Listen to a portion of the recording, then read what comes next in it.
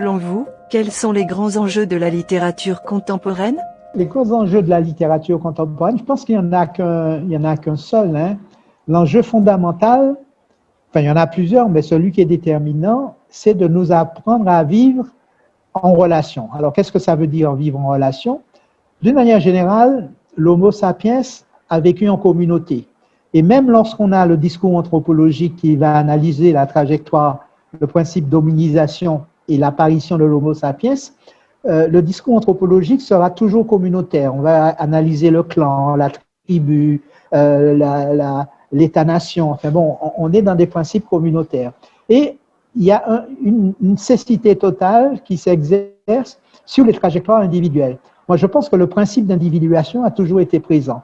Et ce qui va se produire avec la colonisation occidentale, c'est qu'elle va faire exploser les emprises communautaires traditionnelles, puisque comme ces communautés vont se retrouver dans des processus d'interrétroaction, tous les corsets communautaires vont être diminués et l'individu sera plus mobile. Il sera plus mobile avec son corps, donc il pourra quitter sa terre natale, voyager beaucoup plus, mais il sera plus mobile vis-à-vis de sa langue, vis-à-vis de son lieu, vis-à-vis de son accent, vis-à-vis de son phénotype. On a véritablement un individu qui se retrouve avec la nécessité de se créer lui-même.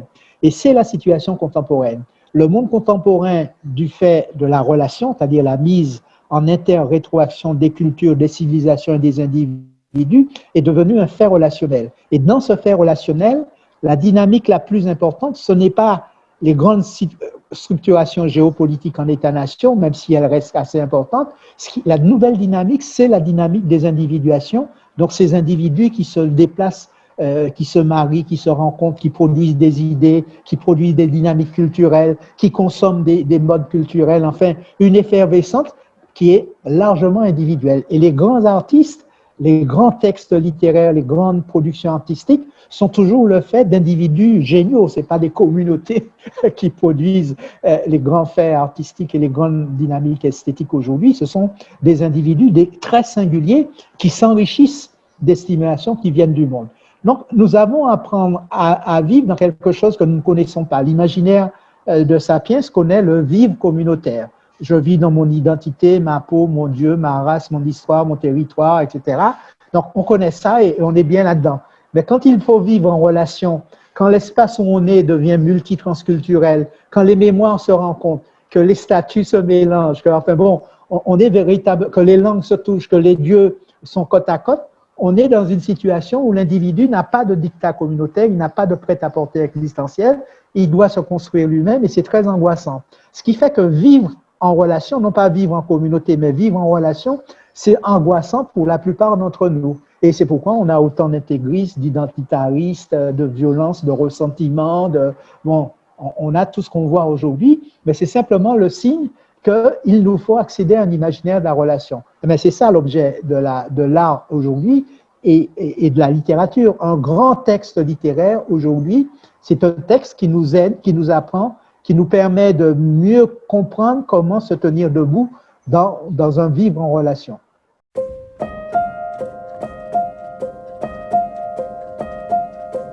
L'analyse que je fais, c'est que le choc colonial nous a tous précipités en individuation. Un enfant qui naît aujourd'hui, il naît bien sûr quelque part dans un territoire, dans un pays, mais en fait, il naît dans la relation. C'est-à-dire, il va recevoir immédiatement par ses écrans, par ses écouteurs, par ses voyages, par plein de mélanges divers, il va recevoir le monde et c'est avec le monde qu'il devra se construire.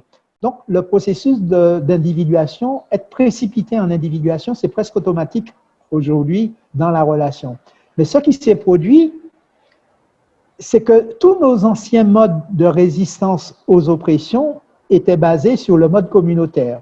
Tous les partis politiques, toutes les grandes idéologies, toutes les forces progressistes, lorsqu'il fallait lutter contre une oppression, on créait une sorte de communauté religieuse, communauté linguistique, communauté raciale, communauté ci, communauté ça. C'est comme ça que Sapiens a appris à vaincre les oppressions. Et aujourd'hui, dans le monde ultra-néolibéral, ce qui s'est produit, c'est que la seule force politique qui ait réussi à chevaucher le phénomène d'individuation, c'est le capitalisme, le néolibéralisme. ils se sont emparés du processus d'individuation. Il nous a transformés en consommateurs. Toute la partie poétique de l'être humain, c'est-à-dire la joie, l'amitié, l'amour, la solidarité, le gratuit, enfin bon, tout ce qui fait la créativité, tout ce qui fait véritablement l'humanité, tout ça, ça a été résumé par le pouvoir d'achat et la consommation. Lorsqu'on veut se faire plaisir, on consomme.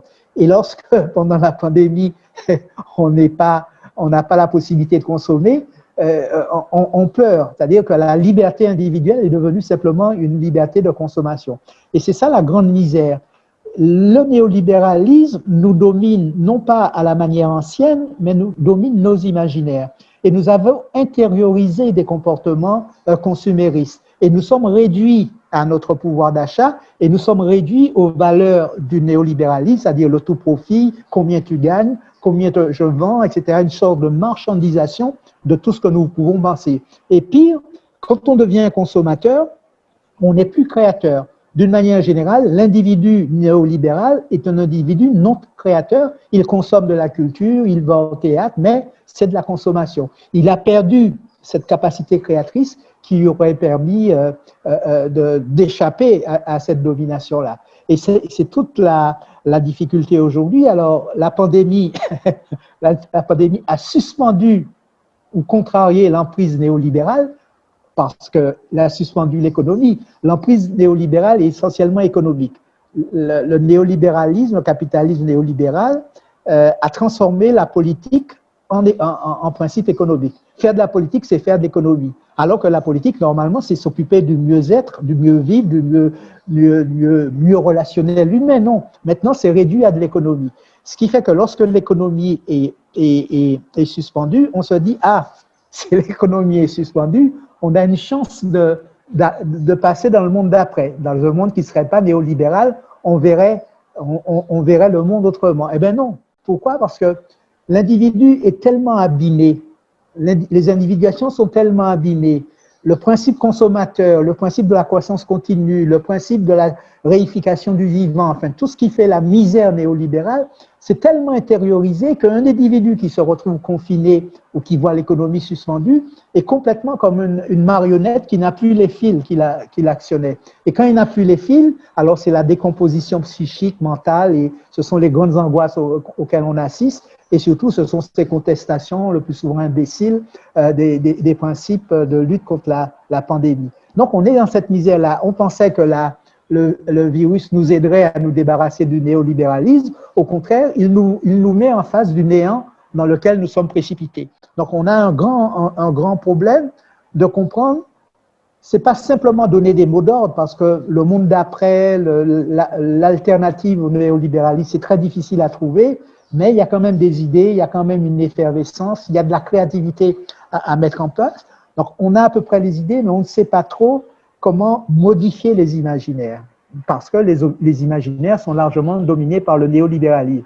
Ce qui nous permet de dire que la lutte contre le néolibéralisme, contre l'imaginaire dominant, n'est pas simplement une lutte politique, il faut la mener politiquement, mais c'est fondamentalement une politique culturelle. C'est une politique d'éducation et c'est une politique culturelle. Et on voit bien que dans le néolibéralisme, il n'y a pas de politique culturelle. Ce qu'on appelle politique culturelle, le plus souvent en Martinique, c'est ce qu'aurait pu faire un organisateur de spectacle. On fait des programmations, bon, ça n'a pas de sens. C'est-à-dire que ça ne touche pas les fondements qui régissent aujourd'hui nos individuations. Donc nous sommes dans un très très grand problème. Mais c'est en même temps exaltant. Parce qu'une fois qu'on a compris que le monde est relationnel, qu'il nous faut accéder à l'imaginaire de la relation, que l'imaginaire de la relation, ce n'est pas l'imaginaire communautaire, que ça change toutes les assises identitaires, linguistiques, religieuses sous lesquelles nous fondions notre existence au monde, tout ça, ça a été modifié fondamentalement par le fait relationnel. Et c'est pourquoi la pensée de Glissant est importante. Donc, pour avoir la bonne politique, la vraie politique, la juste politique et une vraie politique culturelle, il faut lire Glissant. Pour finir, que pensez-vous de l'IRQ? Je pense que c'est fondamental. Là, vous avez mis le point sur un élément important qui est que toute l'humanité va se retrouver dans des écosystèmes urbains. Si on pense que les écosystèmes naturels qui ont été tellement déterminants pour l'imaginaire de Sapiens, que ces écosystèmes sont encore performants, on est dans l'erreur, parce qu'on peut dire que l'écosystème naturel qui a été déterminant s'est effondré. et que nous sommes obligés aujourd'hui de le gérer. Tous les grands espaces naturels, toute je dirais la vitalité de la biodiversité planétaire, tout ça doit être géré par des politiques scientifiques. Donc, nous sommes obligés de gérer la nature. Par contre, nous sommes aussi obligés de penser les écosystèmes urbains parce que c'est là que nous avons à effectuer les devenirs particuliers qui vont permettre à chaque individu de se réaliser en tant que personne. Et ça va se passer dans des systèmes urbains. Mais le système urbain, c'est pas rien.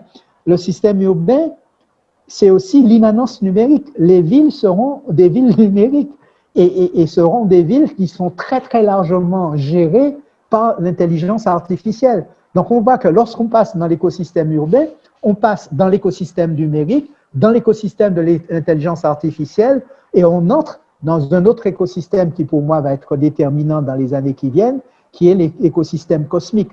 C'est-à-dire que quand on regarde des communautés archaïques, toutes les communautés archaïques avaient des cosmogonies. Il n'y a aucune communauté ancienne, même les plus remontées lointaines dans le temps, qui n'ait pas une vision du ciel, qui n'ait pas une lecture du cosmos et qui n'intègre pas le cosmos dans son devenir, dans son existence. Et c'est maintenant, aujourd'hui, on a une sorte de rupture avec le cosmos qui est complètement inexplicable, mais le cosmos est en train de revenir. Il revient parce que notre planète est menacée, il faudra bien trouver une autre planète à habiter. Il revient parce que le capitalisme et la croissance continue et l'exploitation à tout crin de l'imaginaire néolibéral a besoin de nouvelles matières premières qu'ils vont trouver dans les météorites sur les planètes. Donc, ils sont en train d'organiser l'exploitation de tous ces lieux-là. Et il revient parce que les découvertes que l'on va faire dans la mécanique quantique et dans l'astrophysique vont changer complètement notre vision de nous-mêmes et de la vie et de notre existence. Donc, bravo pour ce que vous faites.